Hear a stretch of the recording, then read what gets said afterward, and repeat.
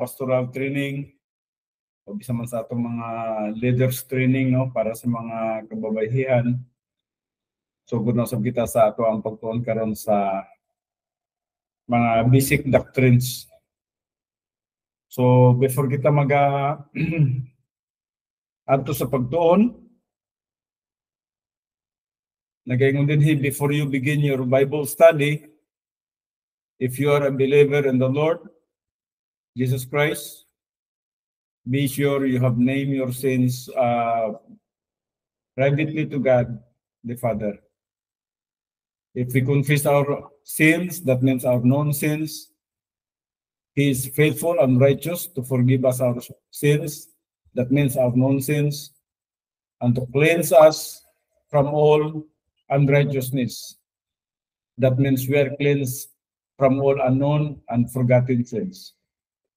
Then we will be in fellowship with God, filled with the Holy Spirit, and ready to learn Bible doctrine from the Word of God. God is a spirit, and those who worship Him must worship Him in spirit, that means in the feeling of the Spirit, and in truth, that means in biblical truth. John 4:24.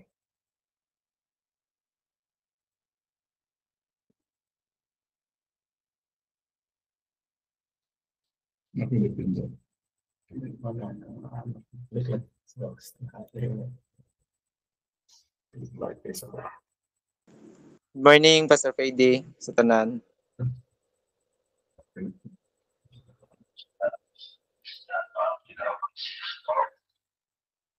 Okay, maayong buntag sa tanan, kay Pastor Arnold, kay Brother Ryan.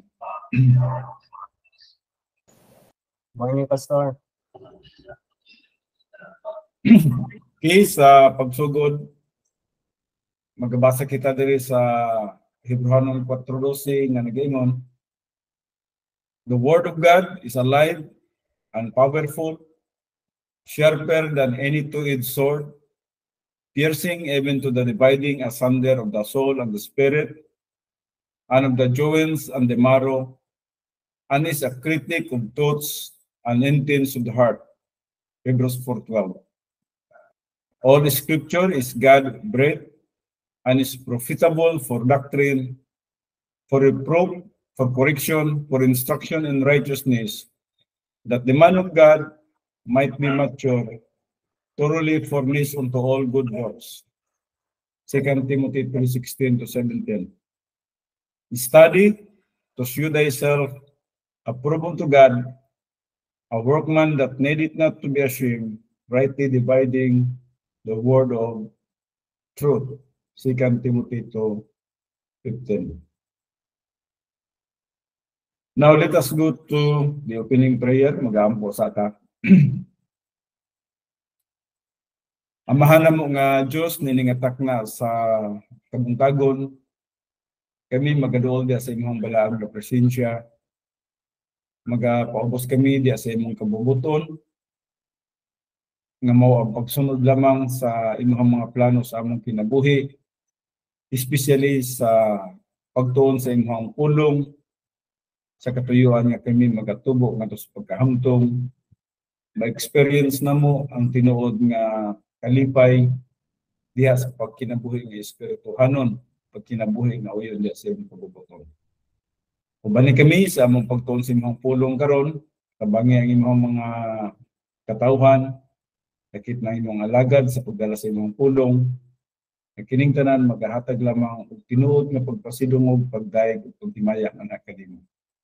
Kining tanan akong ginatugyan, ginapasalamatan nga madawat, pinaagi lamang sa pangalan ni Kristo Jesus. Amen. Okay, before kita magani sa 6 propositions, ato sa irantro kadali ang ato ang mga subjects nga atong dapat nga matunan. Anhi kita sa table of contents na to. So mo kini mga butang nga atong pagatunan, 6 propositions, Excuse me, Pastor Ped. Unsa to palihog? Unsa nga libro ni Pastor Ped? The Plan of God. Okay, salamat Pastor Ped. So, nata sa 6 propositions. Proposition number 1, God exists. Proposition number 2, God reveals himself. Proposition number 3, God makes sense. Proposition 4, God has a plan. Proposition 5, you are the object of God's plan. And then proposition number 6 is you owe God a hearing. And then next subject is the phases of God's plan. Phase 1, plan of God. Phase 2, plan of God. Ang phase 3, plan of God. Ang phase 1, plan of God, nag-isgot may tungkol sa salvation. And then ang phase 2, plan of God, the believer in time. And then ang phase 3, the believer in eternity. And then natong itika po sa appendix nga diin adunay 39 nga irrevocable absolutes and 1 revocable absolutes. No? Tingala siguro kita nga nganong bali 40 lang kini siya. Sa uban tawag kini siya 51 sa uban 64 pa no. Ang uban din nga mga subtopics di hiwa-hiwa kini siya mao na sa uban ng mga portulo na niya 64 sa tuwa 40 kini siya. Okay, so padayon kita diri na kita karon sa kung aduna kamo mga pangutana pwede kamo makapatasan yung kamot no o pwede kamo makasulti. So start kita karon diri sa 6 propositions. So this is the beginning of a basic study course. So mo gining sinugdanan no sa ato ang pagtuon sa patukuranan nining ato ang pagtuon. Our textbook will be the Bible. God does not reveal his plan to us today through visions, voices, dreams, or any form of direct revelation, as he did to the Old Testament prophets and the New Testament apostles. The scripture is our only source of information about God's plan. All of God's revealed truth or doctrine is found in the Bible. Ang buti pasabot meaning sa atong panahon karon wala nay mga pananawon o mga tingog o mga damgo or bisan man sa mga direct revelation nga ipadayag nga ni kanato sama sa nagkapanghitabo sa unang panahon sa mga Old Testament prophets ug sa mga apostles kung dili ang Dios nagapadayag na sa iyahang kabubuton pinagi na sa mga doktrina nga atong makaplagan sa Biblia. So kumpleto na ang Biblia no. Nanalingha ang tanan ug busa ang tanang revelation from God, makita na nato sa Biblia. So familiarize yourself with the scripture using Hebrews 4:12 as an example. This is an easy task since both the Old and the New Testaments are divided into streets and houses. Now, gamit kini siya nga ilustrasyon para masabtan especially sa mga bagong magtutuo no. Ang streets mo kini siya ang pangalan sa libro.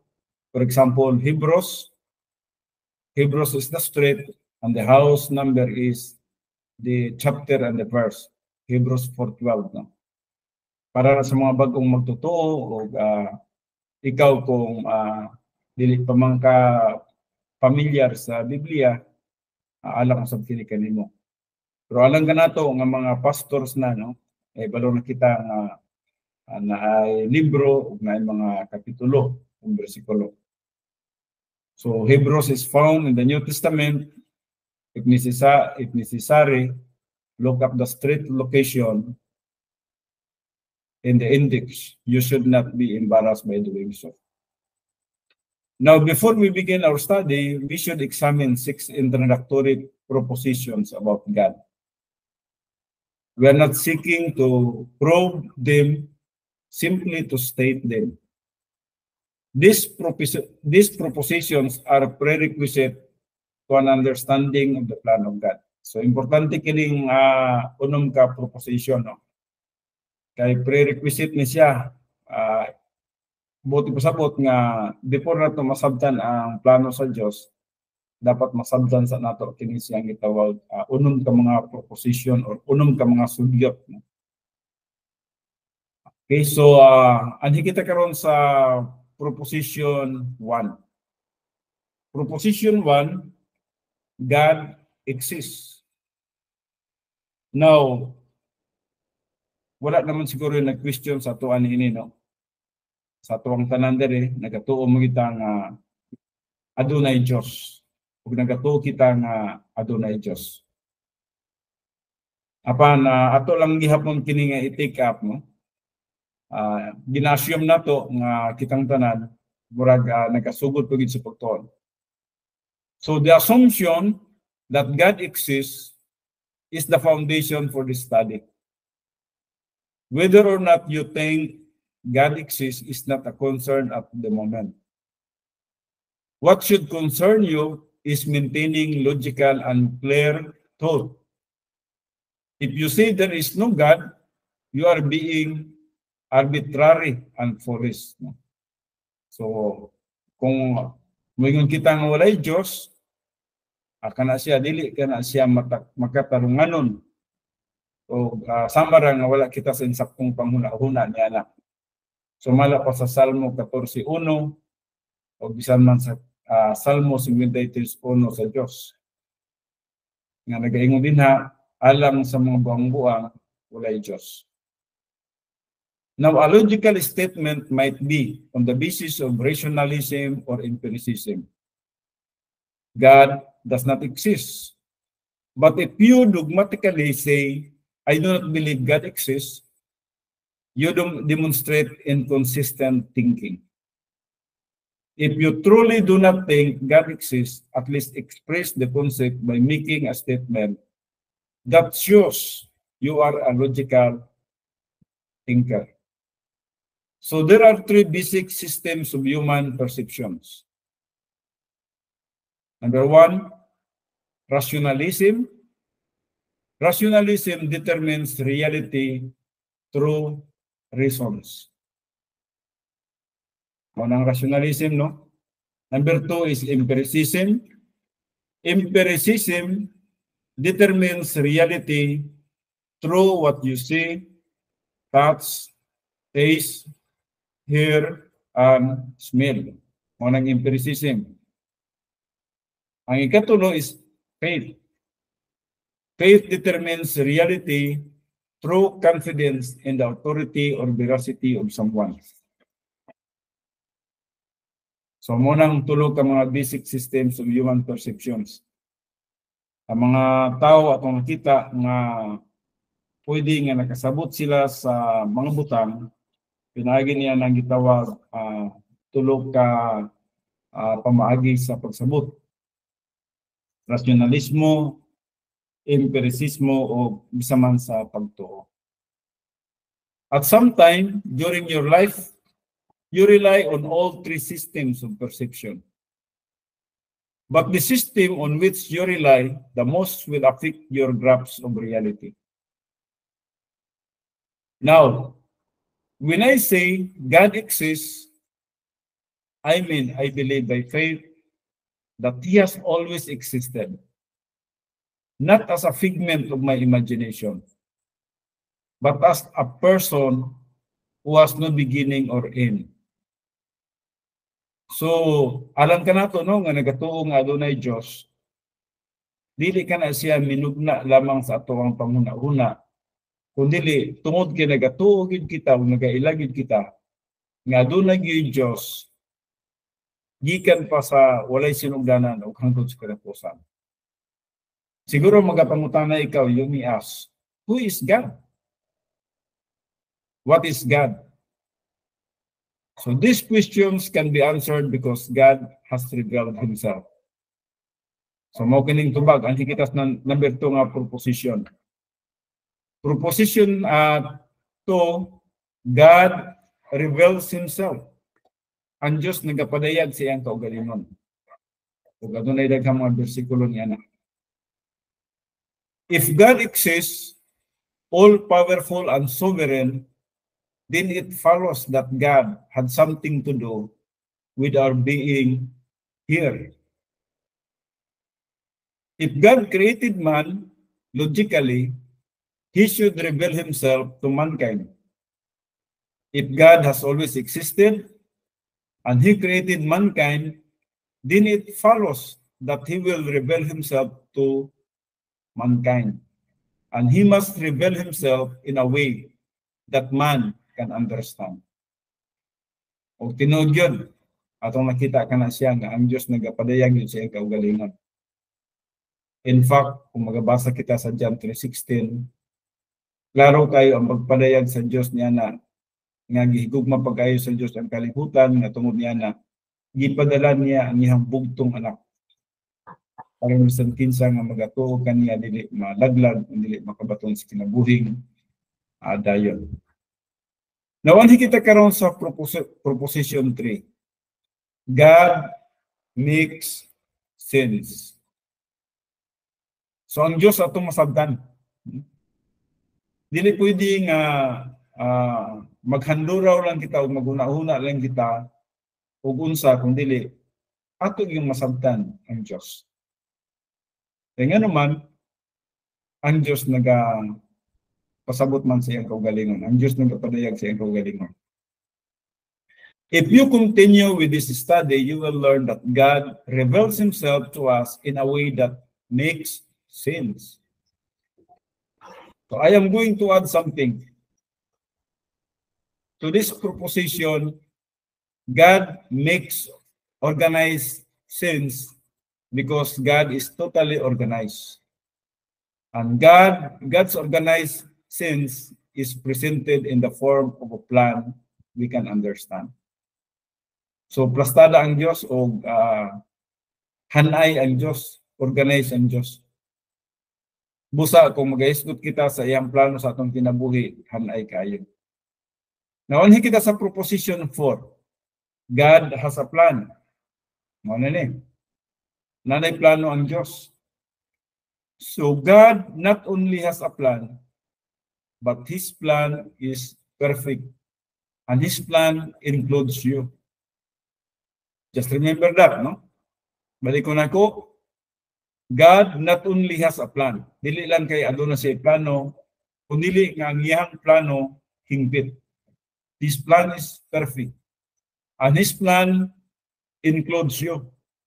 Ang iyang plano, apil kita ni Ana, apil ko, apil ikaw ni Ana. Proposition 5 then shifts from God to you. So morning number 5. Ang proposition 5, you are the object of God's plan. Ikaw yun ang tumong sa plano sa Diyos. Ang matag usa ka tao, mo'y tumong sa plano sa Diyos. Mabitaw na nga diligid ka bubuton sa Diyos nga adunay usa ka tawo nga dili maka-appeal sa kaluwasan. Tungod kay ang tanang tao the object of God's plan. Now, so there is proposition 5, you are the object of God's plan. Kita pasalamat kita no nga murag sa atong kahimtang karon sigurado na gid kita nga adunay kitay klaro o tinuod nga padulngan nga mao ang kinabuhing dayon. Now, if you can say I am a person, I am a human being. I belong to the human race, then you can say God has a personal plan for me. That is why you are here on this earth. Here is the point. If there is a God, if He has revealed Himself, if He makes sense, if He has a perfect plan, and if He has a perfect plan for every human being, including you, then you owe God a hearing. So mo lang ni, no? Kung nasabtan nato kini siya, nga we are the object of God's plan, nahibalo kita nga adunay Diyos, nahibalo kita nga ang Diyos nagapadayag sa iyang kaugalingon, Ang Diyos atong masabtan, ang Diyos adunay plano, kita mo ang object o tumong sa plano sa Diyos na dapat magapaminaw kita sa pulong sa Diyos. Parang masabtan na to kung unsa gyud ang iyahang plano sa atong kinabuhi. Ug mo kining proposition number 6. You owe God a hearing. Kinahanglan magapaminaw gyud kita. I want you to notice the word hearing. Nothing is required of you except an open mind. Dapat bukas ang ato ang mga panguna-una. Dapat abri ang ato mga panguna-una sa pagpaminaw sa pulong sa Diyos para masabtan ito ang plano sa Diyos. And there are no gimmicks. I only want to give you information God has provided through the Bible. All you need to do is listen to what God says through His Word. You have nothing in this Word to give to God except a hearing. Wala gid kita laing maihatag sa Diyos. Ang pinaka-importante sa Diyos sa atong mga kinabuhi mao nga magapaminaw kita sa iyang pulong. Wa man siya magkinahanglan sa atong kwarta. Wa man siya magkinahanglan sa uban pang mga butang. Ang iyang kinahanglan nga dapat unta kita ang mga tao sa kalibutan magapaminaw kaniya o magapaminaw sa iyang pulong. So whether or not you listen is strictly your choice. Imuha ng pagpili. Maminaw ba ka o dili ba ka maminaw? Muning nahitabo sa kadaghanan karon sa kalibutan, kung dili nila priority ang pagpaminaw sa pulong sa Dios, wala gyud padulungan ng ilahing kinabuhi. And this may be quite different from what you expected, particularly if you have been exposed to religion. Religion is man's attempt to gain a relationship with God or the approbation of God by man's own works. Now, balik ko na ko, kini ka-importante kini siya. No? Religion is man's attempt to gain a relationship with God or the approbation of God by man's own works. Religion obscures the plan of God and deceives the human race. Religion was designed by Satan to make you antagonistic toward the biblical plan of God. So mo ginaya itong timanan, kining religion bitaw, kining ginatanaw na to sa kalibutan nga ang tao na focus, na guna-una nga kung aduna na sila religion, murag okay na sila. Hinumduman na to nga kining religion di ay mao kining pamaagi sa atong kaway nga si Satanas para nga mapugngan niya ang plano sa Dios. Madeceives niya ang katawhan. Kay kung nagtuo ang tao nga nanak religion, basig okay na ni. But remember, dili religion gyud ang makapaluwas na to. Notice I said religion, not Christianity, no? So biblical Christianity asserts that only the work of God through Jesus Christ provides the means of salvation and an eternal relationship with God. Balik ko na ko, biblical Christianity asserts that only the work of God through Jesus Christ provides the means of salvation and an eternal relationship with God. Dili religion ang makahatag ka na to og relationship sa Diyos. Kung dili atong pagtuog yun diya sa gi-provide nga pamaagis kaluwasan nga mao si Jesus Christ. As the light of the world, Jesus Christ illuminates the plan of God. John 8:12. Christianity proclaims God's way of salvation for the human race. Since the objective of this basic course is to develop the plan of God, let us review the points in our introduction. Atong i-review ang atong mga ginatunan. God exists. That means aduna gyud Dios, no? And we believe that there is God. We believe that God exists. Number 2, God reveals Himself. Nagapadayag siya sa iyang kaugalingon. Number 3, God makes sense. Number 4, God has a plan. Number 5, you are the object of God's plan. And number 6, you owe God a hearing. I just do hope na nakuha na to kining unom. Now, if you accept these propositions as true, then you recognize that God does have a plan for you. But remember, God's perfect plan must contain with your human nature, your flaws, and imperfections. Remember, God's perfect plan must contain with your human nature. O nahibalo kita nga ang atong human nature natay mga flaws, natay imperfections. No matter how good you think you are, your human nature cannot meet God's perfect standard of righteousness. So, bisan pag unsaon na to paghuna-huna o pagkinabuhi nga matarong, dili gyud nato makabot ang hingpit nga sukdanan sa pagkamatarong sa Dios. Kaya ang pagkamatarong sa Dios mo'y sukdanan.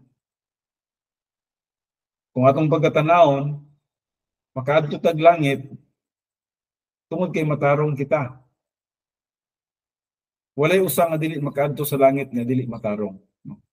Ang standard sa Dios is righteousness. Apan dili kaya nga makabot sa tao kini siya kining standard nga righteousness ang ginapangayo sa Dios nga ni kanato. Ug busa ang Dios nabuhat og pamaagi nga kita makabaton og righteousness which is not derived from the law. Kundi pinagi sa pagtuo, makabaton kita og positional righteousness nga diin sa standard sa Dios. Kita pwede na nga makatog langit. Kay sa takna nga mituo kita kang Kristo Jesus, gihatagan kita 100% righteousness nga di nakapasar kita sa standard sa righteousness of God. Your human nature creates a barrier that separates you from God. You can have no relationship with Him. You cannot associate with God in your totally depraved condition. Therefore, God has found a way to bring to Himself. He has designed a three-phase grace plan so that you might approach Him. So, makining adunay gitawag plano sa Dios. The phase one plan of God is salvation. Magini ang una. Ang unang yung plano sa Dios nga ikaw ug ako o kitang tanan unta makabaton og kaluwasan. Pero dili man gyud lagi tanan tungod kay aduna man gyud dili mo tuo og dawat kang Kristo Jesus. Phase 2 plan of God is your lifetime as a believer. So mo ni nindot kay ni ang number 2. Kumusta ang imong pagkakristohanon? Ang phase 2 plan of God dapat masabtan nimo ang imong kinabuhi karon nga buhi pa ka. Your lifetime as a believer. Masabtan nimo unsa ka malipayon day ang kinabuhi sa usa ka magtotoo sa dihang you are in fellowship with God. And then phase 3, your life in eternity. Pagkanindot na ng panahon na nga maabot na niyang panahon nga dito na kita sa eternity. Now under God's plan, God provides everything in grace for man from salvation until eternity. Hinumduman yun nato na siya, no? Ang Diyos nag-provide sa tanang butang. Pinagi siyang grasya. Ngadto sa tao, gikan sa kaluwasan hangtod na sa eternity. That's grace. Wala may ato nining kalibutan na. Usahay, maguna-una ang butang na natin nabuhat, no? Natin nahimo. Usahay, maguna-una ang butang tungod sa atong paningkamot. Pero kung masabtan na to ang grasya sa Diyos, makana kita nga wala giday ato ang tanan iyahag yun. So grace is the policy of God in bestowing His unmerited favor on sinful mankind. Now, labi na sa ato ang makasasala kita para sa kaluwasan, grasya ang policy sa Diyos sa paghatag ka nato o gitawag na to unmerited favor alang sa mga makasasala ng mga tao. There is nothing mankind can do to earn the grace of God. Balik ko na ko. There is nothing mankind can do to earn the grace of God. Wala tayong mabuhat na para makaangkon kita sa grasya sa Diyos. Grace is all that God is free to do for mankind based on the saving work of Jesus Christ on the cross sa Isaiah 38:10. So wala tayong gibuhat nini, no? Nga ato there is nothing mankind can do to earn the grace of God, no? Ang grasya is all that God is free to do for mankind based on the saving work of Jesus Christ on the cross. I just do hope nga klaro ta niya na. Basig na may mga pangutana niya na. No? So kung atong pagatunan ang the barrier, ini nagatudlo ni may tungod sa gibuhat ni Jesus Christ sa cross, nga dako kayong grasya alang kanato, no? So the barrier is an insurmountable bulwark that separates sinful man from perfect God and prevents him from having a relationship with Him. The barrier consists of sins in Romans 3:23, the penalty of sins in Romans 6:23, physical birth in Ephesians 2:1, man's relationship, a relative righteousness, Isaiah 64:6, and then the perfect character of God sa Romans 3:12, and man's position in Edom. Kini silang tanan atong nakita, mga babag kini siya, barrier nato sa Diyos. Makita kini siya sa R.B. Chin Jr., the barrier. Now, padayon kita. Dinhi kita karon sa phase 1 plan of God. Okay? There is a phase 1 plan of God. God's plan for your life begins at the cross. Balik ko na ko, God's plan for your life begins at the cross. Ang plano gyud sa Dios atong kinabuhi nagsugod diha sa cross. The cross is the key to the plan of salvation. Mao gyud ni siya ang susi. Pag maghisgot kayo tag kaluwasan, mao gyud ni ang plano sa kaluwasan, mao ang cross. When Jesus Christ hung on the cross between heaven and earth, He was judged for every sin in the human race, past, present, and future. Kita ka na sa John 3:16, John 3:36, 2 Corinthians 5:21, 1 Peter 3:10, o bisa man sa 1 John 2, verse 2.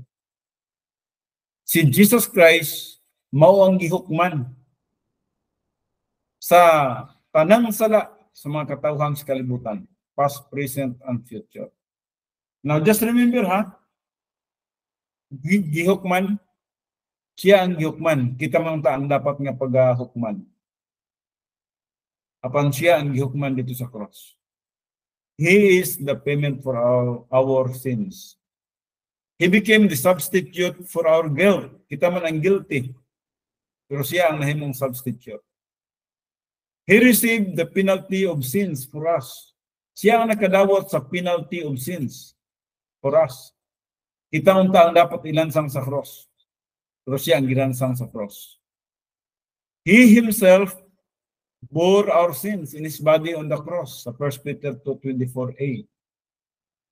So any member of the human race can be saved and have an eternal relationship with God simply by believing in Jesus Christ as Savior. Mao gini ang mayong balita. Wala na laing mayong balita pa. Gawas lamang sa gibuhat ni Jesus Christ dito sa cross. Nga diin, ang tanan natong sala, iyang gibayaran dito sa cross. O busa, dili na tungod sa sala nga maimperno kita. ang atuan na lang ang atong pagpili kung mutuo ba kita o dili ba kita mutuo sa atong manluluwas nga mao si Kristo Jesus. Sa Acts 16:31b, believe in the Lord Jesus and you shall be saved. And there is salvation in no one else. For there is no other name under heaven that has been given among men by which we must be saved. Acts 4:12. But as many as receive him, to them he gave the right to become children of God, even to those who believe in his name. So ang pagtuo kang Kristo Jesus in person and in his work, no? Sa dahil mituong ikaw kang Kristo Jesus ug sa iyang buhat dito sa cross sa Kalbaryo, makabaton gid ikaw og kaluwasan. The first piece of God's plan reconciles the total depravity of human nature with his holiness, a word that refers to his perfect righteousness and justice. When teaching a basic theology course, I usually begin by exploring the character of God, his divine essence. So usually kung theology, kinigit ang atong pagatunan, the essence of God, the divine essence. However, this time I will begin with the study of your essence. So sa nini nga pagtuon karon, magsugod sa kita sa ato ang essence, the essence of the soul. So that you will know why God had to solve the problem of the barrier which exists between you and him. So ato sa ning tun-an ang the essence of mankind, the essence of the soul. Para masabtan nato og giunsa diha sa Dios pagsulbad ang mga problema kining gitawag nato mga babag nga diin anaa kanato karon between kanato ug ngadto sa Dios. So wala mo yung mga pangutana? Kasi na mo yung mga pangutana, no? Okay, so kung wala, padayon sa ta. Ato sang i-take up kining the essence of mankind. I will begin with you as you were at birth. Atong pagkasundan, no? Sama nga murag nagsugod kita sa atong pagkatao. You were not conscious of this reality, but at the moment of physical birth, you became a person with a soul. Sa diyan na tao kita, nahimo kitang tao. Tao nga diin adunay kalag. The soul is the invisible, incorporeal essence of man. Ang sabot nini ang kalag, no? Ang kalag mo ang dili makita. O kining incorporeal nagpasabot spiritual, no? Being. Ang usa ka tawo nasa spirit being nga diin dili makita nato. Mao kining essence of man. Padayon kita. The real person, the diagram shows the essence of the human soul at birth as it comes from God. So morning atong pagkatunan karon. The essence of mankind, the essence of the soul. So nagsugod diri sa self-consciousness, then mentality, and then volition, and then conscience. Kung aduna ka mo ipangutana, pwede mo makapangutanan. Atong isa-isahon kini karon kining self-consciousness, mentality, volition, conscience, no? There is a self-consciousness. When you were born, you were not aware of your existence. Tama ba, no? Sa diyang nahimugso ta, wa pag yutar na hibalo o kinsa kita o ngano nga na nag-exist kita, no? But later, when someone called you by your name, you responded. Sa diyang naghinay-hinay tagkadako, mainumdum ko na ng akong apo, o tawagon ako, Chised, tubag na siya, kabalo na siya nga siya dahil si Chised, no? O mao po na nga itong kaimtang.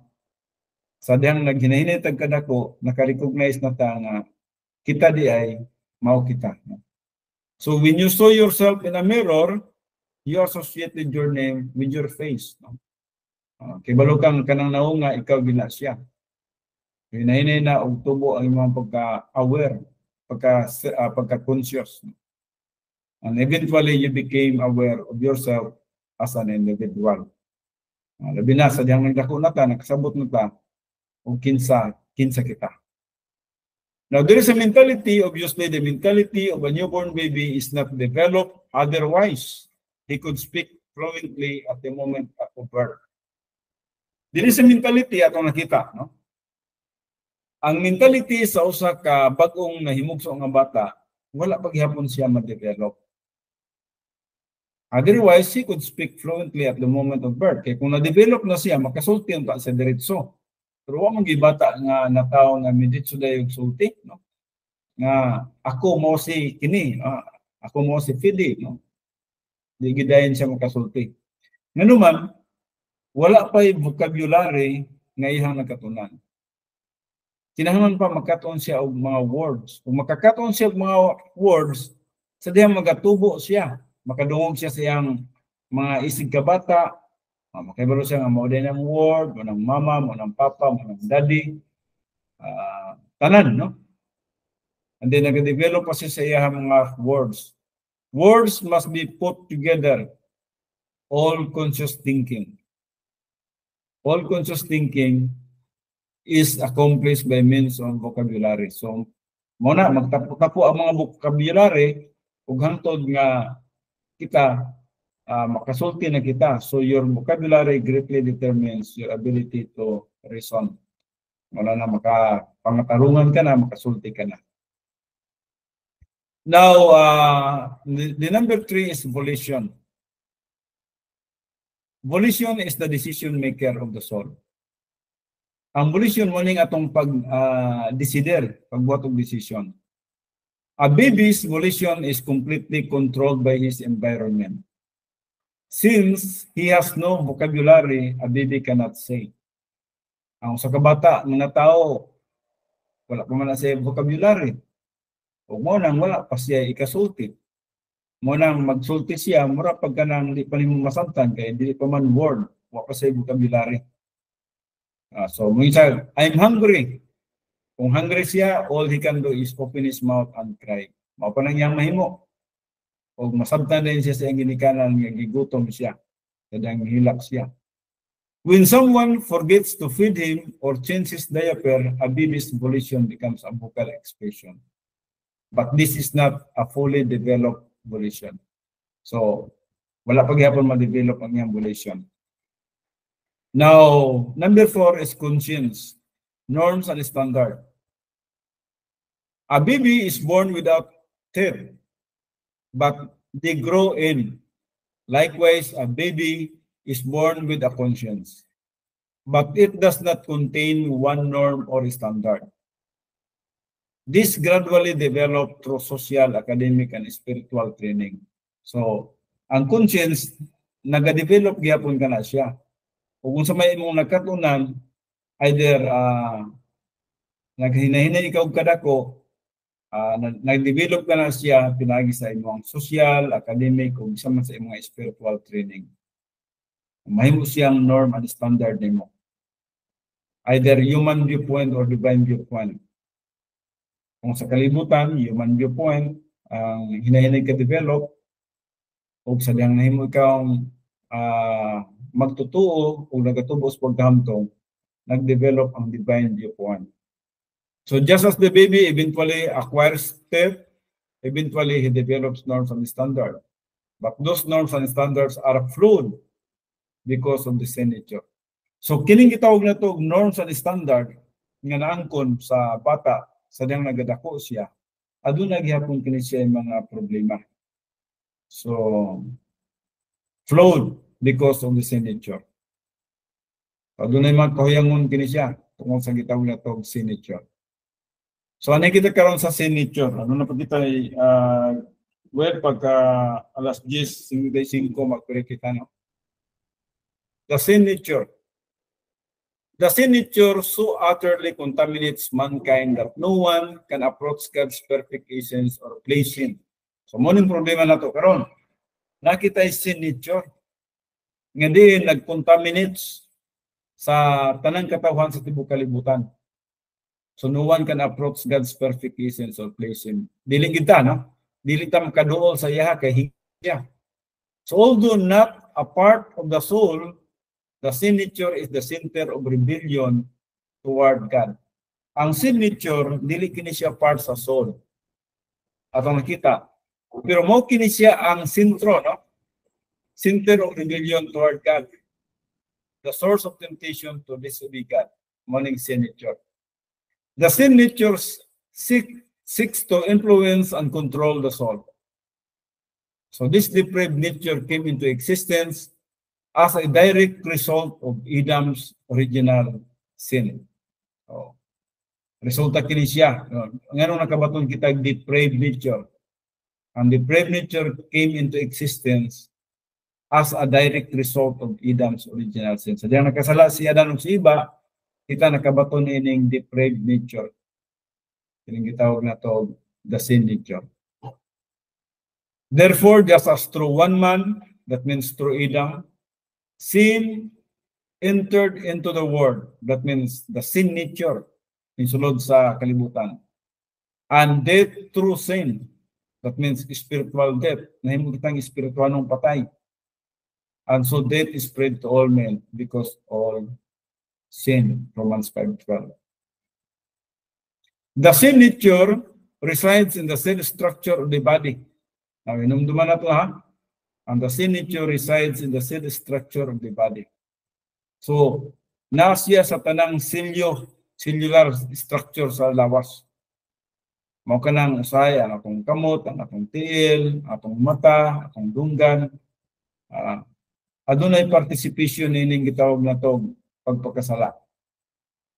And is passed genetically by procreation from Adam to the rest of the human race. Romans 6, verse 6, Romans 7:5, Romans 7:18. With the exception of Jesus Christ. Si Jesus Christ wala appeal ini. Wala siya sin nature. Every person is born with a sin nature. Tanang tao nagitay sin nature. I was born with one, you were born with one. The sweetest little baby you ever saw has a sin nature. Bisan man ka ng gamay nga bata na imong nakita na nahimugso, aduna ka na siya sin nature. Mothers may owe an over their baby saying, isn't he beautiful? Isn't she adorable? Look at my precious baby. But do you know God's attitude towards the baby? I am going to shock you. Babies are unacceptable to God. Now, dili na to usaypon nga ang mga kabataan safety sila sa tubangan sa Dios. Pero samtang nagatanaw ang Dios ngadto sa mga bata nga nahimugso, kana nga bata nga nahimugso, nagdala kana siya sa iyang sin nature. Ug busa ang Dios magtanaw sa bata, dili madawat niya siyang tubangan. Do ang iyang hostisya, sa diyang wala pa mabot sa accountability, age of accountability, ang usa ka bata, safety siya. So we look at the physical appearance of a baby, but God sees the same nature. So no matter how many people admire the beauty and innocence of a baby, remember, only one baby has ever been beautiful to God. And that is Jesus Christ. Sa tanang mga bata nga nahimugso sa kalibutan, ang tanan aduna gyud old sin nature. Isa lang ka bata ang nahimugso nga walay old sin nature, ug mao kana si Jesus Christ. The reason God found Jesus Christ beautiful but all other babies less than attractive is not because of how they look. Babies are unacceptable to God because they are born spiritually dead. Nahimong kitang espirituhanong patay. Dati, trichotomous manggunta, 3 parts, body, soul, and spirit. Sa pagbuhat sa Diyos, kang Adan o kang iba. Apan sa diyang nakasala si Adan, nahimo siyang spiritually patay. O ang tanan nilang mga kaliwatan, sa diyang nahimukso, espirituhanon patay usab. O nahimong dichotomous, 2 parts, aduna kitay lawas ug aduna kitay kalag ug ang atong espiritu patay. So separated from God, sa Romans 5:12 ug sama sa Ephesians 2:1. Jesus Christ was the only baby ever born without a sin nature and was therefore perfectly acceptable to God. The 1 Peter 2:22. Let us look at babies from God's viewpoint. I was born spiritually dead.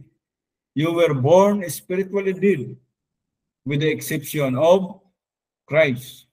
Every person who has ever come or whoever will come into the human race is born with a sin nature and is spiritually dead. Some people have the erroneous idea that the first time you sin personally, you die spiritually. So mo ni panguna-una sa uban, kung dili tinuod ni, no? Nga nagaingon sila nga sa takna nga magkasala ka, akong una nimong sala, mo tong panahon nga nahimo kang espirituhanong patay. No. Nagsugod ang atong pagka-espirituhanong patay dito sa atong pagkaimugso. So even though you are born physically alive at that time, at the same instant, you are born spiritually dead. So pagkaimugso gyud nato, natawo kita physically, at the same time, natawo kita spiritually dead. Patay kita sa espiritu. Nga naman, tungod nga napanunod na to ang nabuhat ni Adan, ni Adan nga nakasala. Magbusa na himo kitang espirituhanon patay usab. God does not condemn you for acts of personal sin. His attitude is not based on what you do, because as a newborn baby, you have done nothing good or bad. God's attitude is based upon the fact that your physical body is contaminated by the sin nature and you are spiritually dead. So contaminated ka sa gitawag na to sin nature. As you develop physically and mentally, you begin to commit acts of personal sin. The first words you may say are mama or dada. Siguro, mo ka na ang kasagaran yung masulti sa bata, no? Mama, dada. Eventually, you will say, no, I won't. This is your volition, responding to your sin nature. So every sin nature has many facets and produces extremes of both good and bad. Therefore, in order to understand yourself, you must understand your sin nature. Dapat masabtan nimo ang imong sin nature. So since the humanity of Christ was conceived by means of the Holy Spirit, he was born without the genetically formed sin nature. Kaya na kita karon sa area of weakness. Sa area of weakness, ang old sin nature, ang sin nature na sa area of weakness ug napod sa area of strength. Sa area of weakness, the sin nature has an area of weakness from which all temptation or personal sin originates. So there are three categories of personal sins. So para sa iyang area of weakness, sa iyang kahimtang, pwede siya makabuhat sa mental attitude sins, katong sala sa panghuna-huna, sala sa dila, bisa man sa sala sa nabuhat, no? Sugod kita din sa mental attitude sins, sa area of weakness kini siya, no? So what are mental attitude sins? Pride, jealousy, bitterness, hatred, vindictiveness, implacability, envy, guilt feelings, fear, worry, anxiety, self-pity. Morning mental attitude sins. These are the worst kinds of sins because they can quickly become a cluster of sins which are destructive to the spiritual life. Since we all possess a sin nature, each of us will sooner or later succumb to some of these mental attitude sins. So, morning pinakadali na itong mabuhat, mental attitude sins. Now, when I start to talk about sins, do not become defensive. If I step on your toes, na itong na.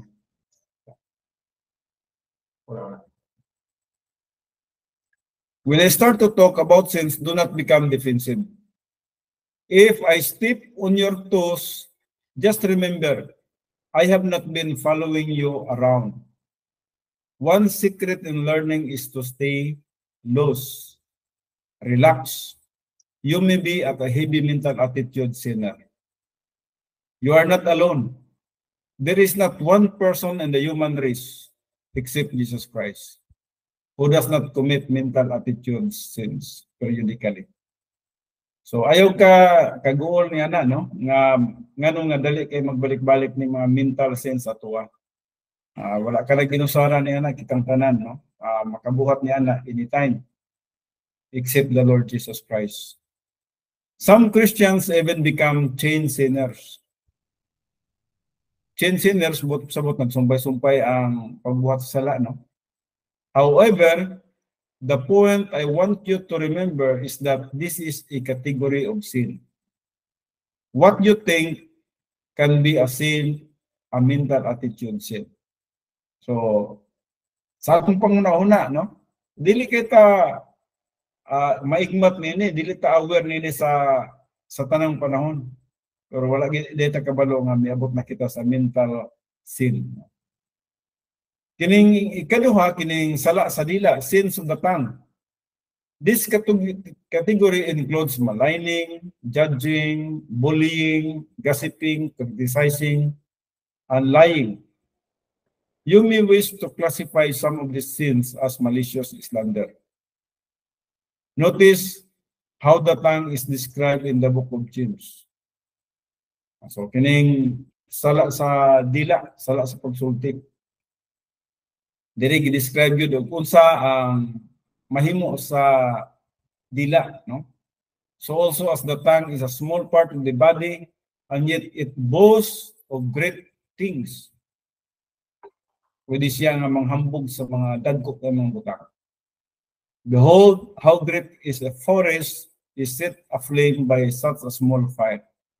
And the tongue is a fire, the very word of iniquity. The tongue is set among our members as that which defiles the entire body, and sets on fire the course of our life, and is set on fire by hell. James 3:5-6. Now, one ember, and you can burn down a forest. One word can spark complete havoc in your life and the lives of others. So, yun na ang atong kinabuhi, pinagi sa atong dila, no?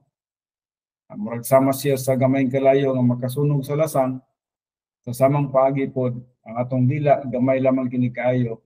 Apan pwede kini siya nga makadaot, bisan man maka-create siya og habok ngadto sa kinabuhi sa ubang mga tao. Now, anhi kita sa ikatulo, overt sins. Sa atong area of witness, pagyapon gini siya, no? Overt sins involve other people just as sins of the tongue do. So obviously, other people will be affected by your sin nature.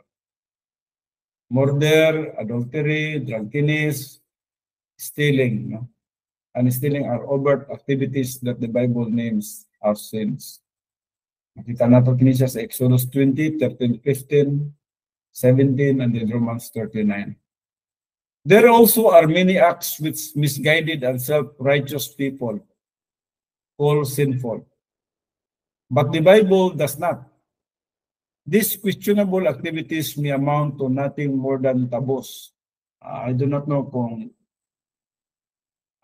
familiar mo sa word nga tabos or personal prejudices. Kining tabos, gihuna-huna gyapon kini siya sa mga taong sala, no? Pero wala kini siya nakasulat sa Biblia. Halimbawa, no? Kining gitawag na to og pagsigarilyo, no? Nahibalo kita nga ang pagsigarilyo makadaot sa lawas. Kung giisip na sa tanan nga sala, no? Pero wala ka na siya nakasulat sa Biblia, no? Gitawag ka na siya og tabos. Halimbawa, kining masubrantag pang make-up, no? O ka magsayaw-sayaw ta bisag gitawag na sa kalsada, no? Wala man nagisgutan nga sala, pero kung adunay mga tao nga mo-judge sa tuwa, para sa tuwa makaingon kita nga dili mayo nakasala siya, no? Pero kana siya wala na mention sa Biblia. Kana sa diyang magatubo kita nga sa pagkahamtong ma-discern na nato na kanang mga over jokes, no? Kanang sobrang mga komedya, no? Ang over jokes or dirty jokes or green jokes kana siya, no? Nakasulat kana sa Biblia nga sala. So you may have taboos from your religious background and may honestly believe these taboos are sins. Just because you think something someone does is a sin does not mean God condemns it as a sin. Sa tinod, nagunahuna ang mga tao niya na nga sala. Now, wala nagpasabot nga ang Diyos nag-condemn na sa ilaha ng nga sala. You must stay with what the Bible says. If you think drinking a glass of wine is a sin, and a person cannot be spiritual and enjoy a glass of wine at dinner, that is a taboo. Taboo na siya, no? Tungkol kay ang pag-inom o gamay, dili mo na siya sala. Kung naghubog-hubog ka, kanaan sala, no? Pero ang pag-inom, dili sala. May mo lamang si madeterminan siya ang sala kung kita naghubog-hubog na. So, gitawag ka sa tabo, not a sin.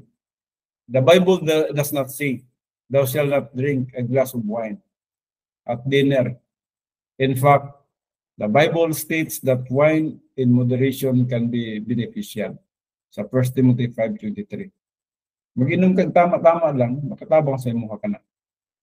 So only drunkenness is condemned in the Bible, sa Romans 13:13.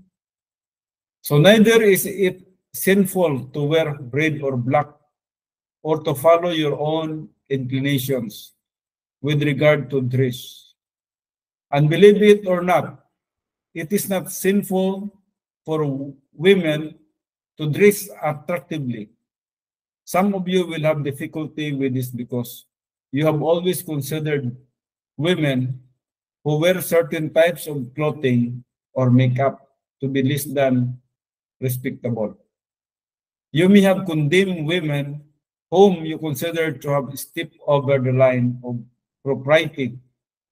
Such condemnation is an example of tabooism and personal prejudice, which falsely denounces Christians with tastes or backgrounds different from your own. Many of you have a happy personality and some of you have a sad personality. Some of you are intense and some of you are naturally relaxed. Some are in between, not quite happy and not really sad. The Scots call that door. It is not a sin to smile. It is not a sin to frown. The Bible does not say. Life for a believer is not a feather bed. Feather bed, brother. You had better put on a somber face. Never dare smile about anything because God abhors people who smile. When Christians smile or seem to have a good time, tabooists may retire to a corner and say, look at those frivolous people. They are not very spiritual. Are they? Your personality is not the measure of your spirituality. To have a vivacious or gregarious personality is not a sin. Just as the soul is invisible, so the sin nature is invisible. However, there is one person who sees your sin nature moment by moment, and that is God. While your sin nature tempts your soul in private and your soul succumbs to or resist temptation in private. Whenever you commit a sin, whatever the category, God sees the sin. So motong sa area of witness, no? Ang tao makasala gyud pinagi sa atong hunahuna, makasala kita pinagi sa atong pagsulti, sa atong dila, o bisa man sa atong mga ginabuhat. Now, anhi kita karon sa area of strength. Kini napagyapon sa old signature ha. Mao kini ang mabuhat sa old signature. Ang pagbuhat sa pagpakasala. Sa area of strength, sa old signature, in addition to sins from your area of weakness, your signature also has an area of strength from which you produce good deeds. So signature gyapon kini siya, no? Makaproduce po siya og mga mayong buhat.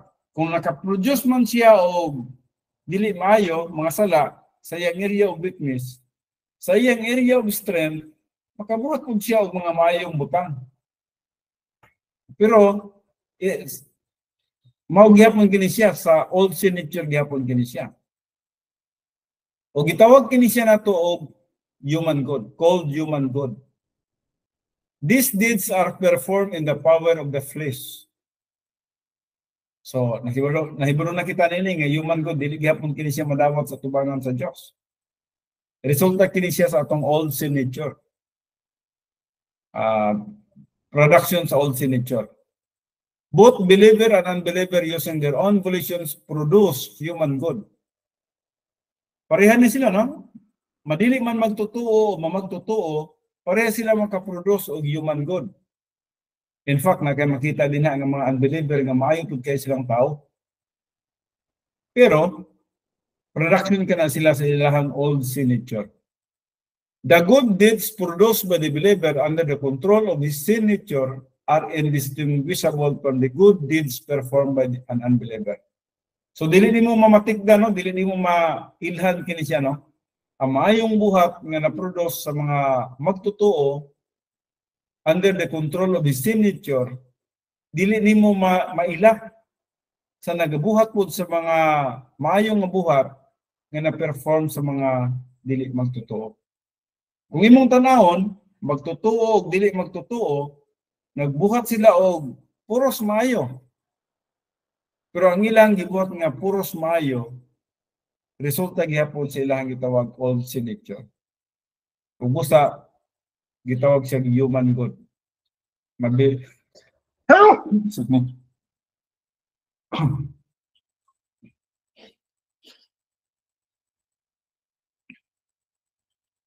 So ma-believer man o ma-unbeliever, production gihapon siya sa gitawag na itong old signature.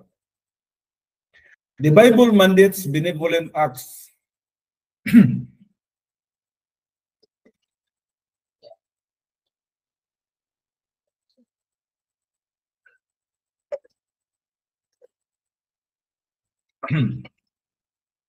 Dali lang ha.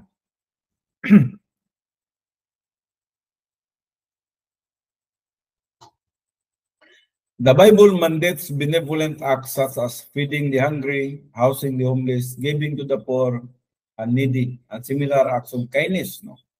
Ato na daghang mga bersikulo nga makita din no. So under the laws of divine establishment, no, for the unbeliever, obedience to these laws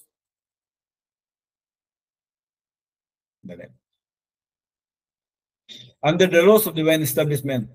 For the unbeliever, obedience to these laws is a source of temporal happiness. But the performance of these deeds is no way establishes any credit with God at the great white throne judgment. So, kining tanan nilang gipamuhat, bisan tinuod, maayo ang ilang gihuna-huna nga gibuhat, apan kining maayo ang ilang ginabuhat, wala kini siya mahimo, no? Bisan man sa pagkatubang na nila dito sa gitawag Great White Throne Judgment. Makita sa Revelation 20:12. Unfortunately, most people are doing good deeds simply because they want to impress God and get into heaven. Moni ang una-una kasagaran sa mga katawhan. Bisan man ganyan sa mga magtotoo, no? They give money, they try to help humanity, they join churches. Religion is a great sponsor of human good. Kini gyud ang religion, no? Mao gini nagtudlo na to nga magbuhatag maayo, pero mo lagi na in the energy of the flesh, no? not in the energy of the Spirit. But there is no place in the salvation plan of God for human God. Na hinumduman nato na nga kung maghisgot kanitang kaluwasan, ang human God wala gina siya kahimuan.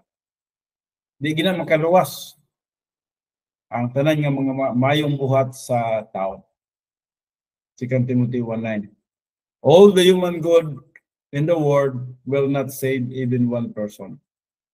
Bisan pag ikaw ang pinakamaayong nga tao sa tibuok kalibutan, dili gid ka maluwas. Yan ang imong kaugalingong pagkamaayo.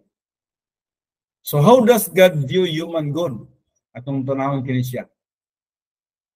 In Isaiah 64:6b says, all our righteous deeds, that means human God, are like a filthy garments.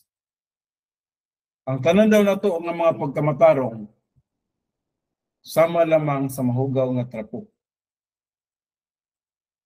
Euphemistic expressions for something far more repugnant.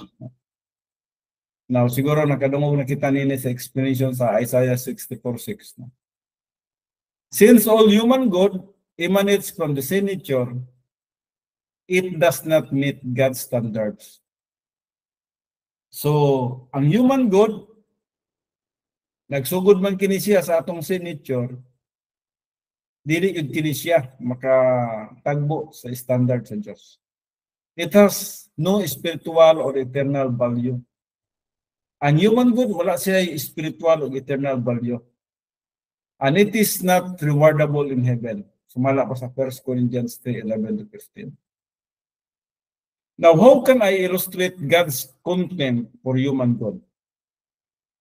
Certainly, all of you have had the experience of being around someone who was self-righteous, proper.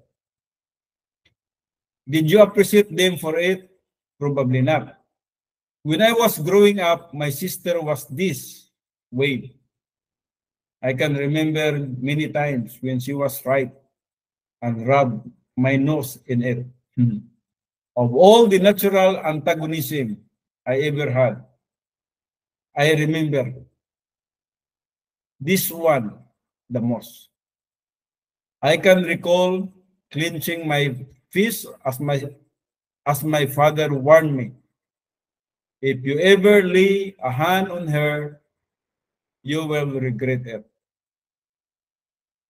By every standard, she was right, but I did not appreciate her self-righteousness.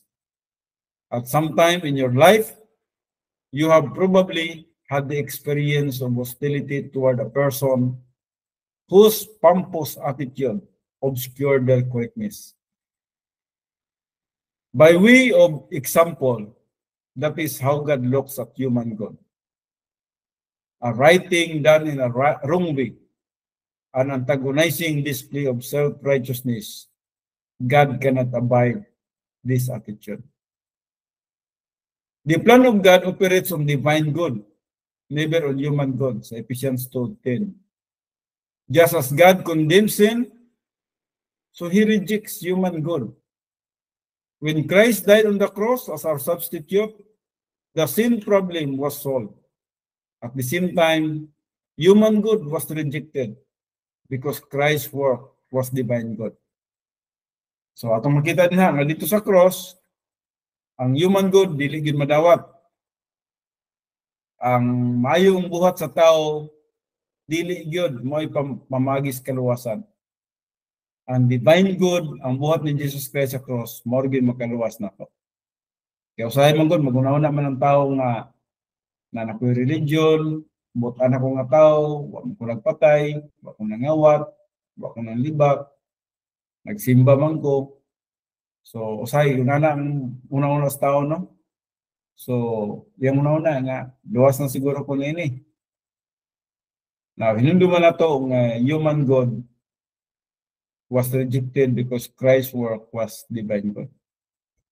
Ang tawhanon nga kaayo, ang buhat sa tao nga maayo, dili madawat sa tubangan sa Diyos. Sama lang daw siya sa mga trapo sa tubangan sa Diyos.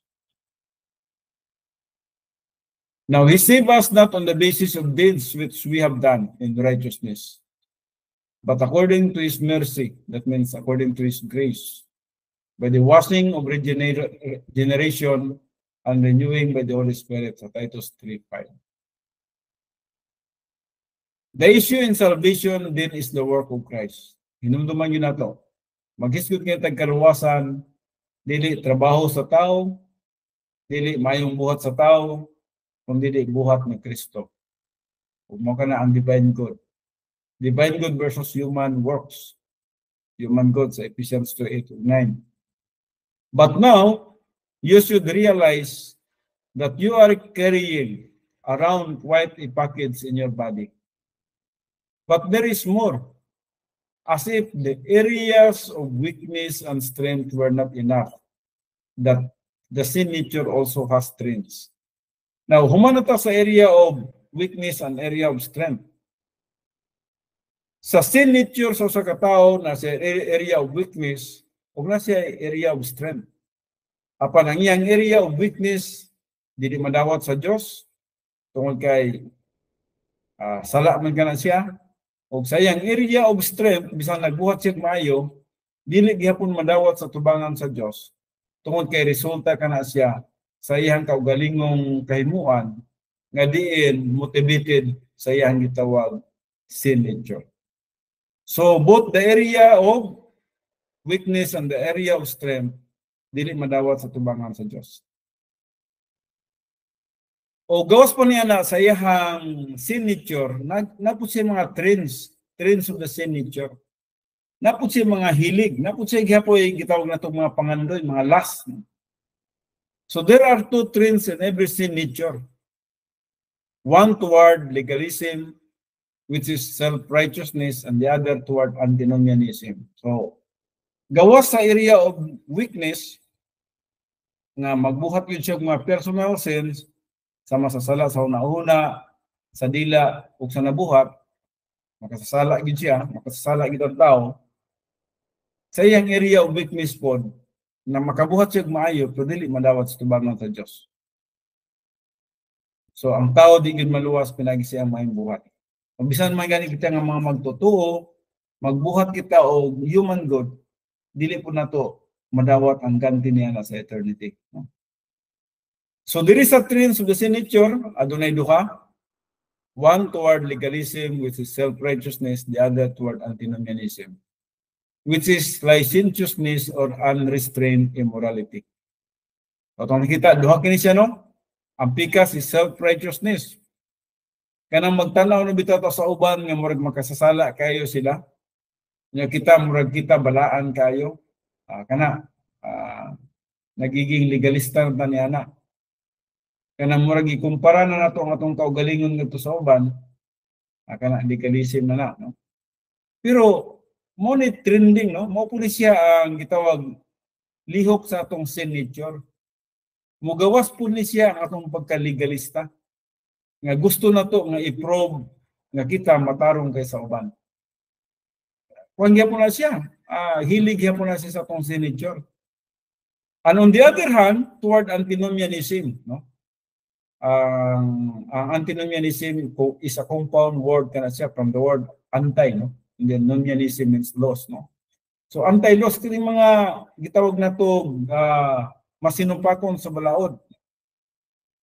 Pagpakasala, which is licentiousness or unrestrained immorality, kanang magbuhat og mga immoralidad. So generally, a person will move in the direction of his habitual trend when he is under the control of the sin nature. Morning problema nato karon ang atong sin nature.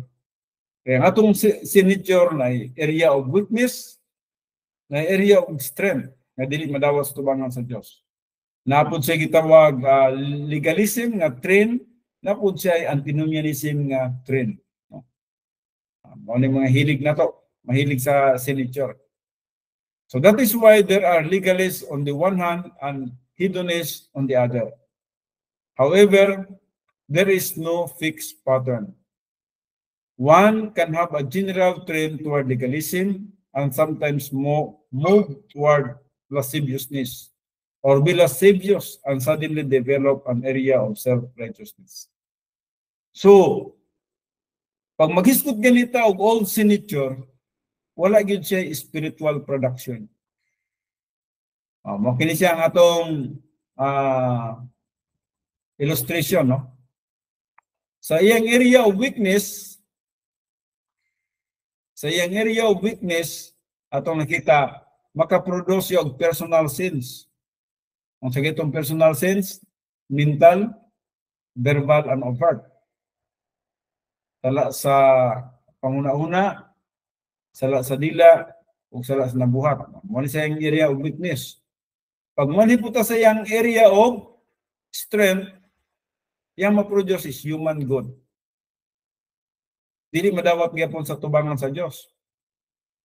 Nagpakamaayo pud siya sa iyang kaugalingong paningkamot.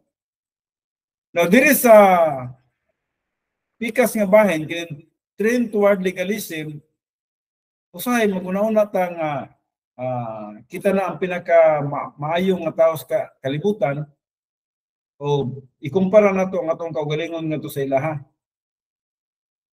In fact, kasagaran din moabot gyud ang atong pagka-gitawag approbation lust, no?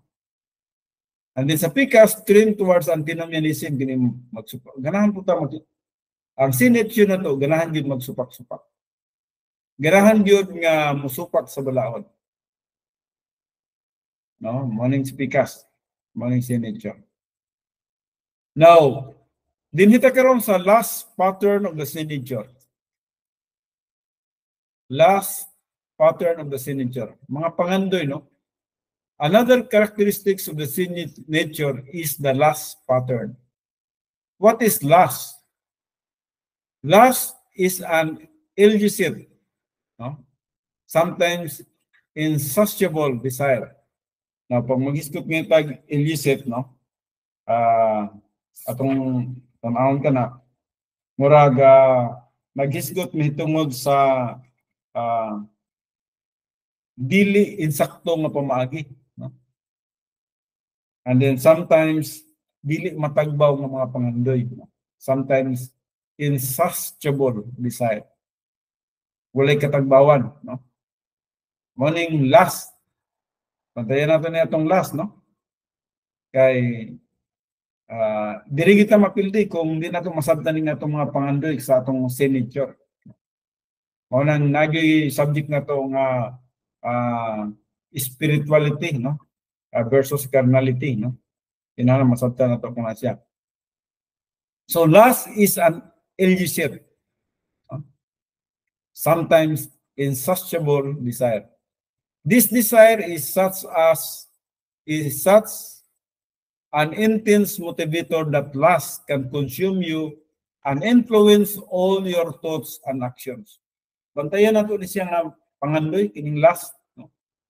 Kay mo ni siya ang mukaon sa tuwa, mo ni ang mukonsume nimo ngadto sa gitawag natong pagka-influensya sa imong mga walay katagbawan nga mga pangandoy, ngadto sa imong walay katagbawan nga mga pagahimuon. Kung dili na gani ka matagbaw sa usa ka butang, last na siya. No? For example, approbation lust. Approbation lust, the desire to be recognized, to promote oneself is the most basic motivation. Approbation lust na. Last pattern, sa signature ka na siya. Kanang gusto bitaw nato nga taas ta, gusto nato nga sikat ta, gusto nato nga powerful ta, gusto nato nga mailhan ta, ma-recognize ta. Approbation lust na siya. Kuan gyapon na siya. Production gyapon na siya sa gitawag natong old signature. And there is no spirituality there, no? So this is why youngsters dare each other to do certain things to get attention among their peers. Isan man sa mga kabataan, nila sila, no? Nagakuha na sila og attention ngadto sa ilang mga kahigalaan. No? Gusto nila nga sikat pud sila. Adults with approbation lust are just like children, even though their means of gaining attention may be more sophisticated. Bisan man ang mga adults, pwede po na yung bata, no? Mahimo usab kita nga mangandoy nga naigitawag itong approbation laws o praises, no? But whether child or adult, each operates within his own framework to gain attention. Inana na, attention seeker, no? Kaya nagkinahanglan kita nga kung pwede ma-promote kita, mapataas kita. So, inana, no? For instance, recognition may commence with some spectacular physical, academic, social, or professional achievements. Such recognitions becomes an all-encompassing motivator in life. Mapod lagi na, kay kining ato pong kalibutan, nag-offer man po og mga gitawag na to, mga butang nga pwede tang ma-recognize lagi. Kaya himo man na nga motivation sa kinabuhi nga mahimo kang champion, mahimo kang unsa na pinaka-bright, pinaka-sikat, o ang pinaka-kuyaw nini karon bisan man sa ato ang educational system, nagpalabi ang gitawag na itong competition. Kaya ang competition na din ang gitawag recognition. Mga parents, no? Mahimong garbo kaya sila mga anak. So, well, malipay magigita ni anak, pero lahi magunang approbation laws, no? Malipay kita sa resulta sa atong mga anak, pero lahi ng approbation laws ka lang. Muraga, para sa tuwa, ginapromote na nato ang atong mga anak, atong pamilya, no? So unfortunately, the encouragement of approbation laws may be instigated right from the beginning of the Christian life. Often new VIP, so a very important person. Believers are asked for a dramatic testimony on how they found Christ as Savior. Everyone wants to hear from the captain of the football team, the beauty queen, the successful professional, or the famous socialite. This may be good public relations, but it is not necessarily Christianity. This type of recognition could act as a catalyst to promote human good and stimulate the lust pattern. Just because believers are VIP in the human realm does not make them more important in God's view than an unknown individual who never receives attention from anyone. When Mr. Little accepts Christ, he is just as important in God's eyes as Mr. Big. And opening his mouth, Peter said, I most certainly understand now that God is not one to show partiality, but in every nation, the man who first respects him and does what is right, that means executes the plan of God, is welcome to him. Approbation lust leads to power lust. Morning. Basta nagani kay approbation lust, musunod nini power lust. Mabitaw ng walay katagbawan ng tao sa diyang sikat na kay siya. Sunod yung buhaton niya na mugunit din sa posisyon, mudagan din sa eleksyon. Power lust. So once people begin to get attention, they decide to organize those who give them attention so that they can control and manipulate them. Some people are consumed with sexual lust. Ako'y sexual lust, no? Kinipod, no? Kining walay katagbawan sa panginahanglanon sa sexual, no?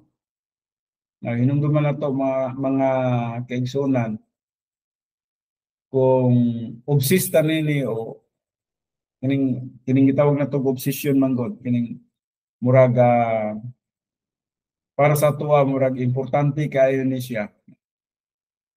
Gitawag din siya sexual lust. Ay mga panahon nga nagakinahanglan kita niya na, pero dili gid kini mo ipina sa tuwa, dili kini ang pinaka-importante. Yes, adunay panginahanglanon ang matag usa. So ang Dios naga-provide niya na, gihatagay kitag asawa, gihatagay kitag bana. So sa eksaktong panahon, atong pagagamiton kana siya for the enjoyment of both parties, the husband and the wife. In fact, mao kana siya ang atong gitawag og gitawag nato kana siya og pag-entertain sa atong kaugalingon. Natay enjoyment, relaxation, no? So ang relaxation nara sa atong balay, wala sa gawas. Kung ang atong kalipay nasa gawas, nagpasabot nga wala kita nakasabot sa atong spiritual life. Sexual lust, no? Ang uban ini nangahangol gid niini, no? Which they often substitute for romantic love. Others have materialism lust. Napoy materialism lust. So materialism lust, dahil po siya, a condition that consumes many in our society, no? Katong dili makontento sa mga butang naangkon. Kita magpasalamat man ta ba? Ako dili mabukuingon nga dili mo sulti. Na may gipanalangin ang Dios sa ato, so gamito nato sa eksakto. Ibutang nato mga proyekto. Pero wala nagpasabot nga ang atong gipalabi mo na gid ang mga material nga mga butang. Kining tanan lumalabay ra ni. Material lust, sexual lust, power lust, approbation lust, chemical lust. Kining tanan nga mga lust, mga pangandoy sa tuang sin nature. Pagabiyaan ra nato ning tanan. Ang dili nato pagabiyaan ang katong mga butang nagkinabuhi kita nga espirituhanon. Nagkinabuhi kita nga in fellowship with the Lord Jesus Christ. Nagkinabuhi kita nga nag-uyon sa kamubuton sa Dios. Pero kini mga lust, mga pangandoy, ang uban maglipay-lipay gyud, tagbawon gyud ang kaugalingon. Kini siya mao ni siya ang mga gitawag nato pangandoy sa unod. A condition that consumes many in our society. With the insatiable desire for possessions, no?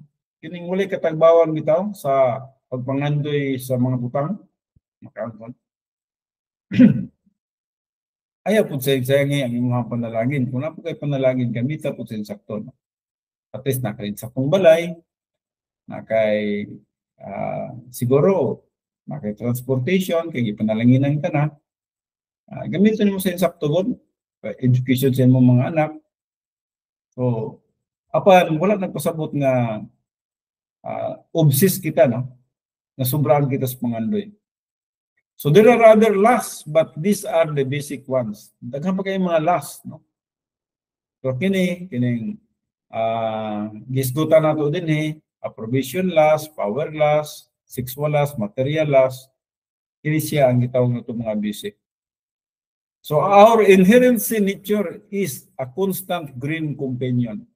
So mo gini, mo ni siya ang mga kauban sa ato ang sin nature. Kini mga pangandoy sa ato ang lawas.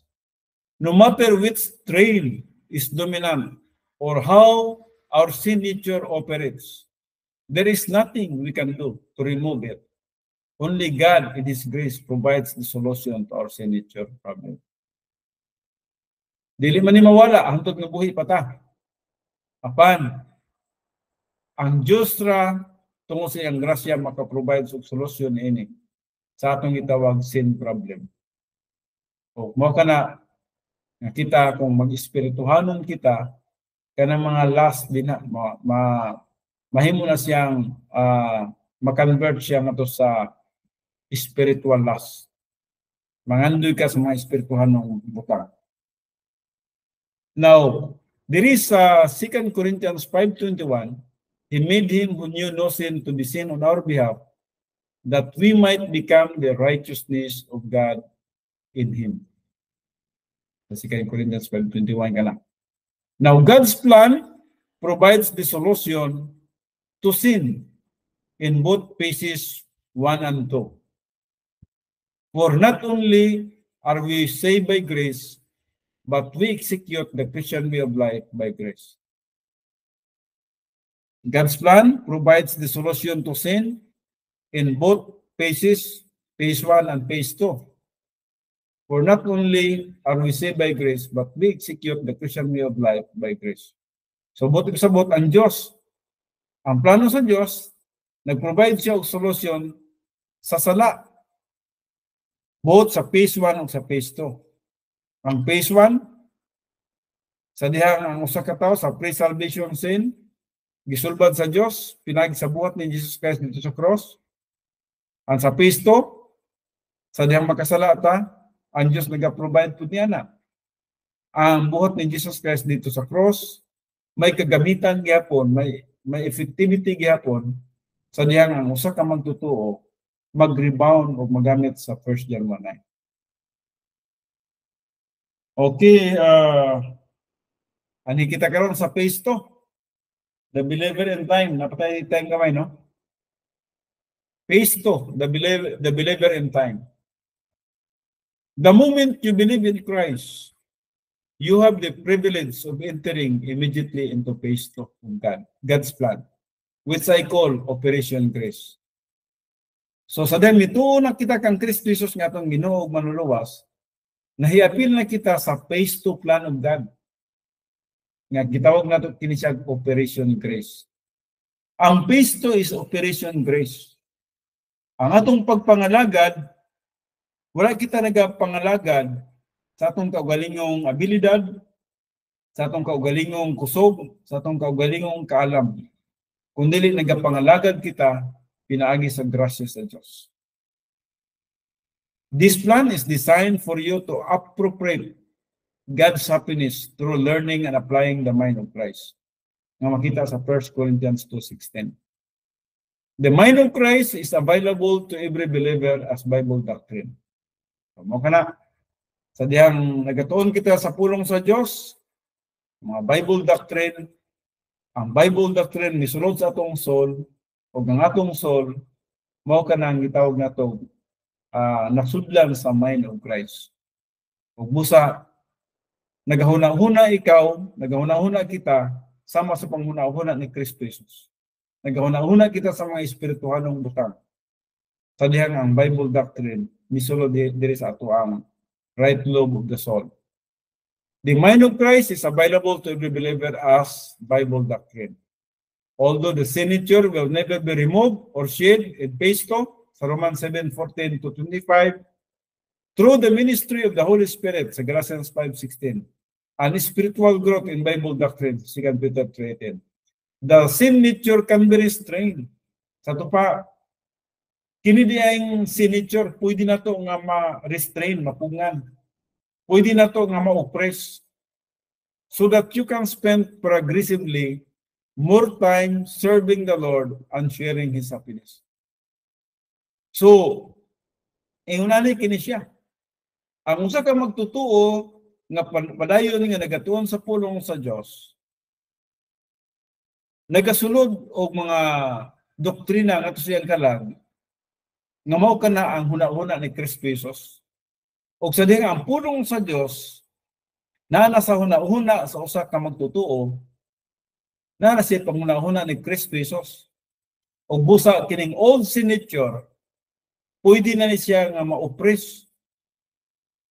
So pwede na siya ma-restrain through the ministry of the Holy Spirit. Nganuman, sa dihang nakay mga doktrina diha sa imong kalag, ang doktrina nga nasa imong kalag, mao kana ang paggagamiton sa Holy Spirit. Ang ministry sa Holy Spirit, ihang paggagamiton ang pulong sa Dios nga nasa imong kalag, nga diin magamit sa mga circumstances in life. Mao na'y grasya. Trabaho sa balaking espiritu kana siya. O pinagi usab sa atong espirituhanong pagtubo diya sa pagtuon sa mga doktrina. Mao kana nga sa 2 Peter 3:18 nagaingon, grow in grace and in knowledge of our Lord and Savior Jesus Christ.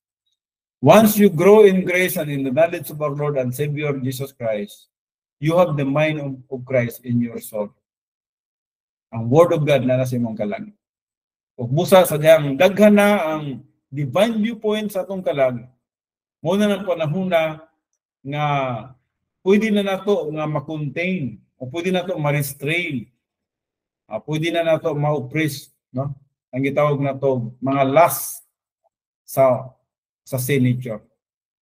Pwede na kita nga museno sa mga lust of the flesh, no? Lust of the eyes and the pride of life. Now, hindi kita karon sa napapatay time. Yes, napa 7 minutes. Napapatay 7 minutes. Ato kining tunanan kaning something old, something new. The moment you accept Jesus Christ as Savior, God does at least 40 things for you in phase 2. 40 ka mga butang ang nahitabo nga na kanimo. Now, ayaw ninyo sa ipaha kay ang uban nagatudlo biya nini og 51, ang uban 64, no? Ang ato 40 things. Ang ato ang 40 things covered din siya tanan, no? 40 things for you in phase 2. But there is one thing He does not do for you. He does not remove the old signature. Yes, bisan tinuod, ang Diyos, nagahatag na siya niining 40 ka mga butang, apan adunay usa ka butang nga wala niya gikuha nga ni kanato. Ug unsa ka na siya? Bawo nga tong signature.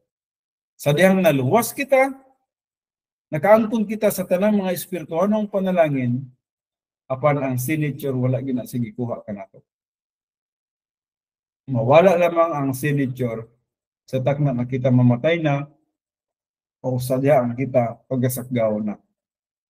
So you have borrowing an expression from a wedding, something old and something new. Kining something old and something new gikuha kini niya ingon nga illustration sa kasal, no? The indwelling and the filling of the Holy Spirit are brand new. Mao ni. The indwelling and the filling of the Holy Spirit are brand new, and your signature is the old over from your physical birth. Ang old, something old, mo ni gitawag na to atong signature, and something new, mo katong the indwelling of the Holy Spirit and the filling of the Holy Spirit. Sa takna nga mituo kita kang Kristo Jesus, we are involved with the Holy Spirit, and we are filled with the Holy Spirit. Sa dihang kita mituo kang Kristo Jesus, sa dihang makasala kita, yes, mag-grave na itong Holy Spirit, mag-cleanse na itong Holy Spirit. Pero at the moment, nga din mag-rebound kita, mugamit na po kita, mabalik na po kita sa gitawag na itong filling with the Holy Spirit. So you are said to be born again sa John 3:7. The theological term for born again or spiritual birth is regeneration. Gitawag na ito siya regeneration. At the moment of salvation, you pass from spiritual death to spiritual life. Mula sa John 3:6. And God the Holy Spirit creates in you a human spirit for the imputation of eternal life. So dining panahon na, sa dahang mituo kita kang Kristo Jesus, kaya ang atong kahimtang spiritually patay man ta. Ang atong human spirit, pagkahimugso na to, patay man ta. Sa dahang mituo kita kang Kristo Jesus, ang Holy Spirit nag-create in you a human spirit for the imputation of eternal life. So, ang balang espiritu, nabuhi siya, and then at the same time, gi-impute ka na to ang eternal life. Busa na natay kinabuhing walay katapusan. So you are therefore reborn into the family of God, sa John 1:12. But as many as receive Him, to them He give the power to become children of God. You are His child in Galatians 3:26. You are made righteous. You are made righteous because of the work of Christ on the cross. Sa Romans 3:21 to 22, o bisa man sa 2 Corinthians 5:21. And then you will reside with Him forever. Romans 8:38-39. Regeneration makes you a new creature in Christ with a permanently family relationship with God. So, bagong binuhat na tayo kang Kristo Jesus, kumala pa sa 2 Corinthians 5:17. Not only that you start your Christian life with a clean slate, let us say that at the time you believe in Jesus Christ, you were 23 years old. Ibutan na to, 20 ang atong edad sa pagtuon na to kang Kristo Jesus. Over the period of time, you have accumulated a number of sins and good deeds. See, several thousands. So sa atong pagkaluwas, siguro, mabot ang atong mga nabuhat nga sala o thousands siguro or several thousands, apil na niya na ang katong mga mayong buhat na to, na human God. When Christ died on the cross, all of those sins were poured out on Him and judged. So every one of them, no? Katong mga sala, bayad na to dito sa cross. Now, the moment you accepted Christ as Savior, all those thousands of sins were blotted out. Katong mga sala to. Pila man to kalibo, pila man to ka, ibutan na to, 100,000 ba to? O million ba ka? Katong mga sala to, gi-poured out to on Jesus Christ. Kung mo katong hinungdan nga si Jesus Christ gihukman dito sa cross. Ang matagusan niya ito. So the moment you accepted Christ as Savior, all those thousands of sins were blotted out. Sa ito pa, ang effectivity diay sa forgiveness of sin, mahitabo lamang sa dihang ang usa ka tawo mutuo sa gibuhat ni Kristo Jesus dito sa cross. Dinha siya forgiven. O sa dihang forgiven siya, gina-justify siya as righteous. Kadali.